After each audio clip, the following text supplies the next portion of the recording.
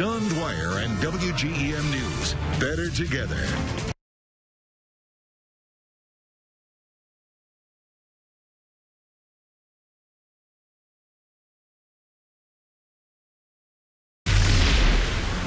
Alexandra, good evening. Yeah, I'm here in the neighborhood at 6th and Payson, and residents on this block say they need help.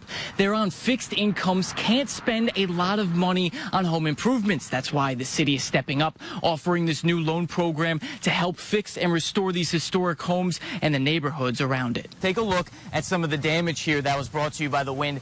These branches came down from the tree, and I'll point up there exactly where it is hanging right over that truck. Yeah, 5 precincts left, and Jeff Kurtz, who I just interviewed, at 732 to 473 lead over Bob Morowitz. The governor says the Vets Home is here to stay after wrapping up a week-long stay. He gave a speech this morning to talk about his strategic long-term plan. Here is the reported call list from June. In 10 days, there were 7 reported home burglaries. The state's attorney and judge have a lot of involvement in the decision-making process on a lot of cases. Letting off fireworks is a big tradition on the 4th of July, but neighbors say it causes a lot of problems for veterans, animals, and several properties. The teachers here wanted their kids to learn about the solar eclipse, so they took them outside, put on their glasses, and looked up at the sky. And they used this. Many people here in the tri-states remember the Watergate investigation, especially how it kept creeping up on the president. Digging deeper, an anonymous reporting app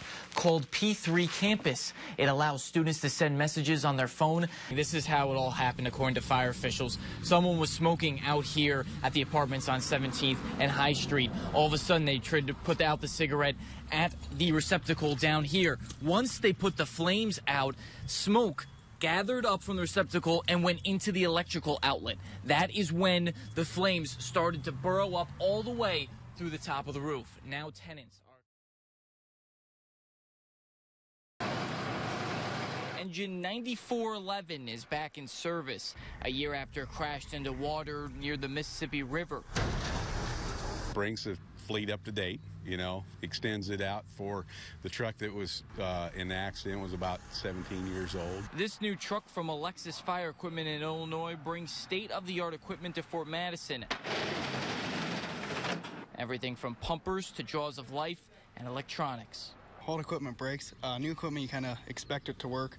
New technology just works better than the old stuff. Fire Chief Joey Herron says this will be the frontline truck and respond to every fire. It's going to get 25 to 30 years out of it, we're hoping, because of the way it's designed and with the stainless steel box that everything's on it now, so it should extend the life. And the biggest impact is lighting. This new truck has brand new lights that wrap around and have a big impact when firefighters are battling a blaze. It's covered in scene line. We can light up a whole city block. The old stuff, you're running off of old incandescent bulbs. This is all LEDs.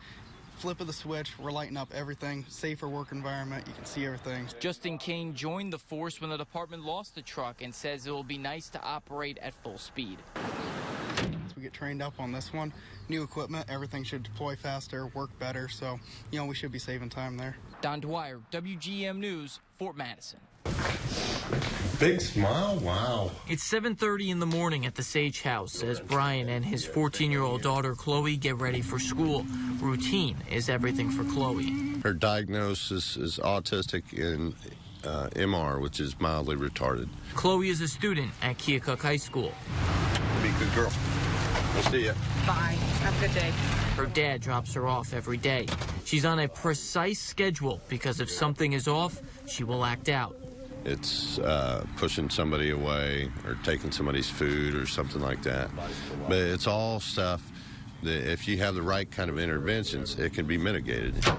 Sage says getting that needed treatment is tough in Southeast Iowa, especially Lee County. We've got to go to Iowa City to get anything official for a diagnosis. Apparently, you can't get that at your local doctor's office. A National Alliance Iowa report in 2015 listed mental health treatment in the state as one of the worst in the country. Digging deeper into this, we went to the state capitol in Des Moines, where Iowa Department of Human Services officials say they've made a lot of changes. 3 years ago, they created regional offices across the state. Those 14 regions have developed access to a core set of services for individuals with mental illness and other disabilities. The Southeast Iowa location is in Keokuk. CEO Ryan Wood says the program is still in its infancy.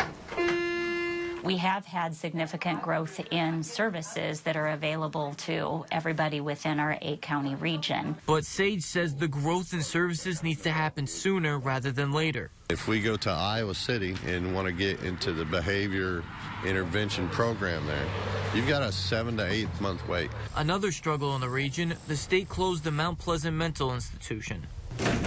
This facility used to host dozens of patients and had a drug-controlled substance program here in Southeast Iowa, but it's been closed for 2 years after the governor, Terry Branstad, shut it down. Now, a recent report shows that bed numbers, just like this facility across the state, are up, which asks the question, should they have closed this facility in the first place? We've seen it as a missing aspect in the array, realizing our focus is really on community-based levels of care.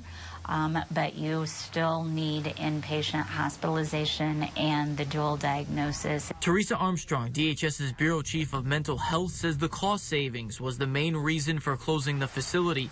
She says funding won't fix everything, but it'll help parents like Sage. His insurance doesn't cover mental illness, and he's on Medicaid for Chloe. She would not be able to get those supports herself. She would more than likely be homeless, or more than likely be in jail, more than likely be in a hospital.